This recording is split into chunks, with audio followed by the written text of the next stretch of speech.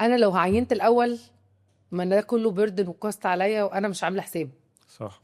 ولو ما عينتش والبيزنس دخل، فانا ما بقتش قدها، والفيرست امبريشن لاست فور ايفر. يعني هقول بالبلدي كده، هي البيضة ولا الفرخة؟ انت تروح تهاير تيم قوي بيكلفك مانثلي سالري كبير، ولا تروح تشتغل على البيتش وانس ان انت يو يوين لاندد ات.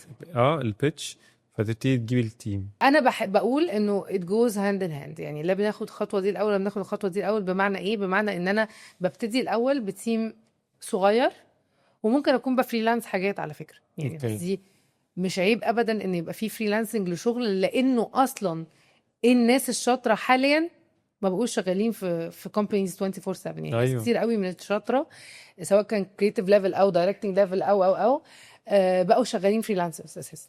فعادي جدا ان الواحد ممكن يبدا بفريلانسنج مع فلان او كذا او كذا او كذا، لغايه ما تقف سوليد وتحس ان ابتدى بيزنس يجي.